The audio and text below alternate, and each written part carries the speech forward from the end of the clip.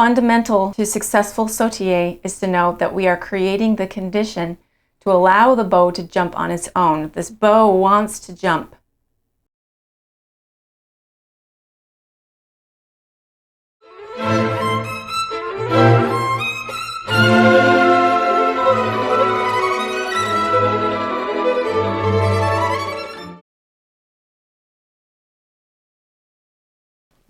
Consulting the Pocket Manual of Musical Terms, we learned that sautillé is of French origin, and it is a technique of string playing with a bouncing bow. So I will demonstrate for you what the sautillé looks like.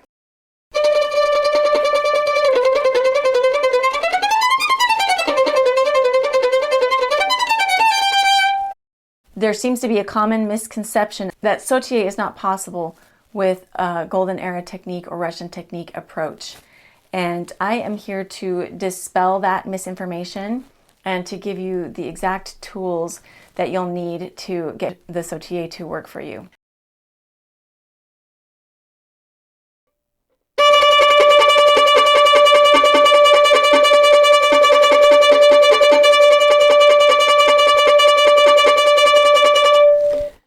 So sautillé literally means jump. The question is how to eliminate tension or any stiffness to create the condition for the bow to jump instead of forcing it to jump. Sometimes students will fall into the trap of trying to force the bow to jump. That is the number one difficulty, because if I think I have to force my bow to jump off the string, I'm always going to be holding it too high off the string, and I'm always going to be trying to control it too much. Okay, and it's not going to be successful. So fundamental to successful sautillé is to know that we are creating the condition to allow the bow to jump on its own. This bow wants to jump. The thing that prevents the bow from jumping is our own human limitation and our own just tension, stiffness, and fear. Okay, I'm going to start by teaching my student that the string is round, okay? We all know that the string is cylindrical, so even though it's very small, it's in a cylinder. Okay, so this is my string. I can play on one side of the string. I can play on this top of the string. I could come over here and I could play on another side of the string. Do you see that range? Now, if I go too far to one side, I will bump the neighbor string. Unless I'm on G string, then I have a little more room, okay?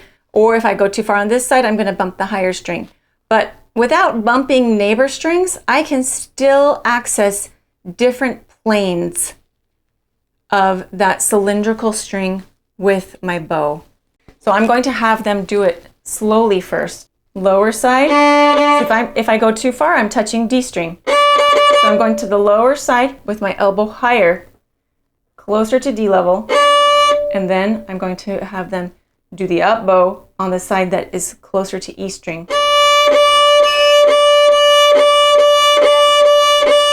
Okay. Do you see that this mechanism is also coming from my shoulder? It's the same teeter-totter mechanism, the string crossing that I taught you at the beginning, but it's very small. I'm also doing a very small bow stroke, so this is maybe 2 or 3 centimeters of bow that I am doing slowly. Down bow towards the lower side of the string, up bow towards the higher side. I'm trying not to bump the neighbor strings. This is a tool that we're going to use as an impetus for teaching the student to create the condition for their bow to jump. This is only the first layer.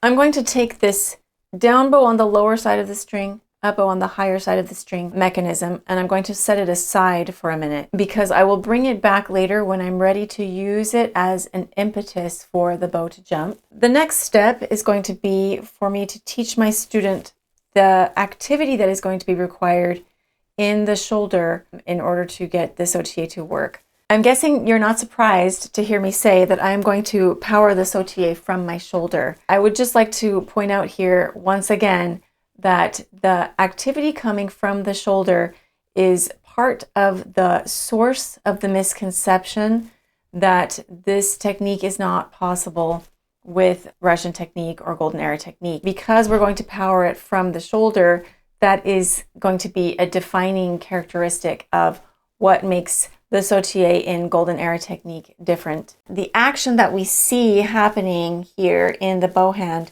is simply a reaction from the motion that is coming from the shoulder.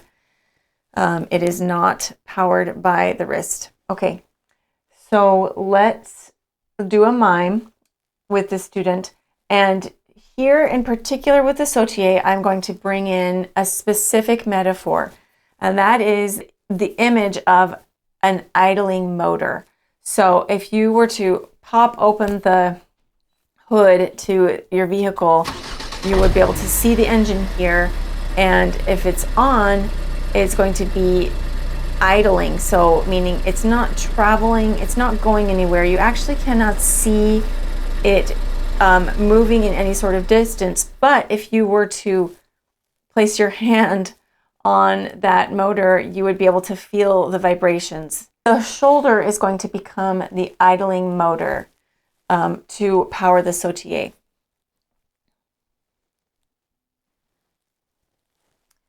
Okay, so we feel the shoulder idling here.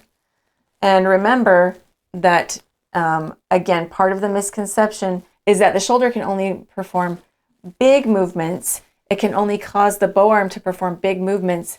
And in a bow stroke like Sautillé, the movement must be very small in order for it to be effective.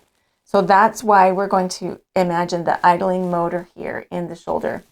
And we're going to get that motor going, and we're going to teach the student what it feels like for this bow hand to be reactive or to have a response to the motor that is idling here. After my student can successfully mime this action without the instruments in your hand, without the bow, then we are going to take it to the violin and try to get it to work with the bow in hand. Now, it will be a little while before I ask my student to try to jump, because at first I want them to be able to succeed with the idling motor without the jump on the string.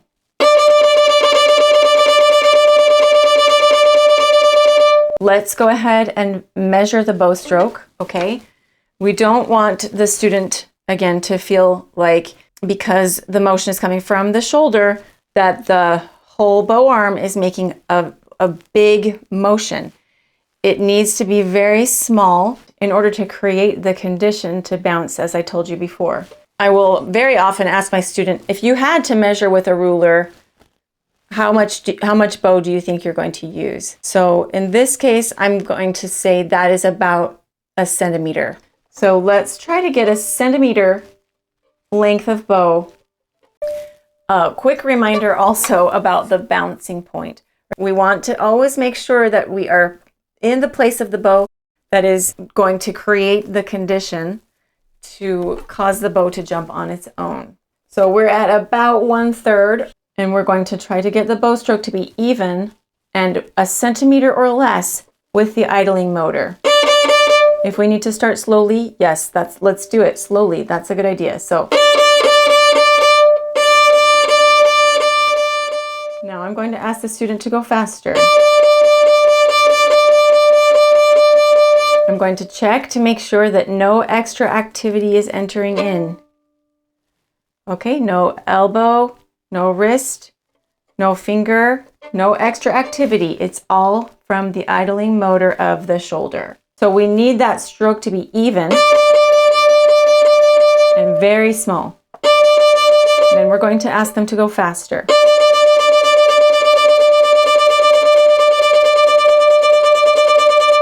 It's very hard for me not to get it to jump when I go to the fast speed that I want my student to do.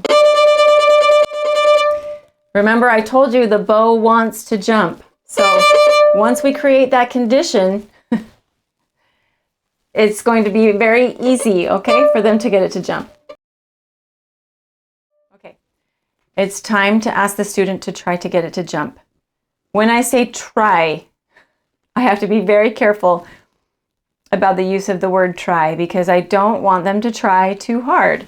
If they try too hard, then the idling motor will go away, the length of the bow will be too long. They'll start to hold the bow up in the air and try to bounce it like this. So this is where the foundational component comes in, the one that I told you at the very beginning, which is down bow on the lower side, up bow on the higher side of the string. Down, up. Okay, this down, up stroke I'm going to use as the impetus or the catalyst to get the stroke to jump because it gives me a difference in the height for the down bow and the up bow, and it's going to give me the motion in my arm, a little bit of a circular motion that I want. So when my student has a faster bow stroke successfully happening, I'm going to ask them to do down, up, down, up, down, up, lower side, up bow, higher side. Now watch what happens.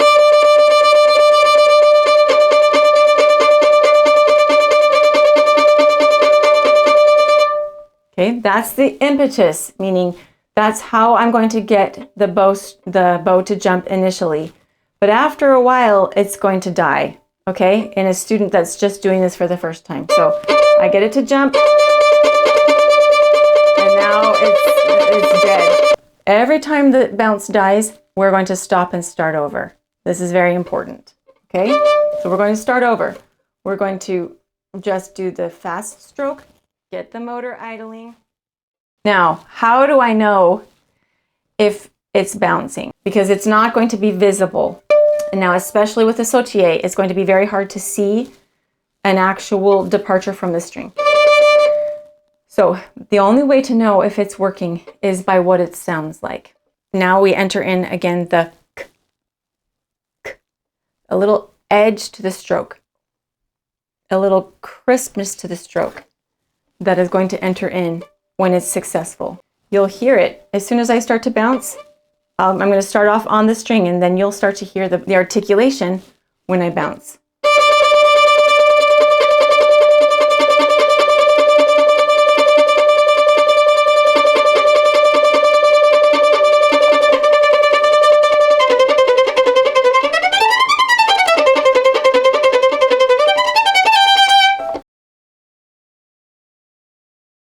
So now we're at the point where the student has succeeded at getting it to jump maybe once or twice. Okay? And we said, wow, yay, look at this. You can do this. But now it's an endurance game. There is going to be much practice, much repetition, much trial and error of just really consistent practicing to sustain the bounce for as long as they can. I'm going to play a heavy role in the trial and error. So in the tutorials, the next module I'm going to give you is going to be troubleshooting examples. So there is a lot of troubleshooting that needs to happen when the student is developing a healthy Sautillé stroke. And I will give that all to you in the next module. Once it's working, you know, if this student can sustain it on A string,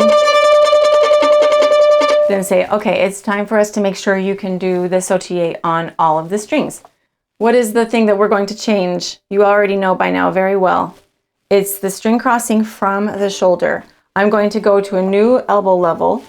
I'm going to do the same thing. I'm going to start with a bow stroke that is from the idling motor that doesn't bounce. And then I'll do my down up.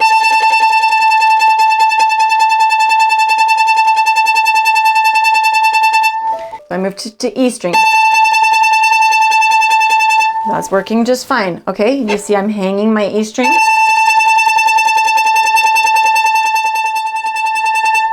This is the response. This is the origin of the movement.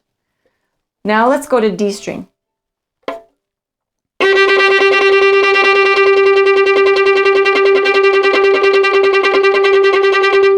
That's working well. Let's go to G. Now remember, G level is high.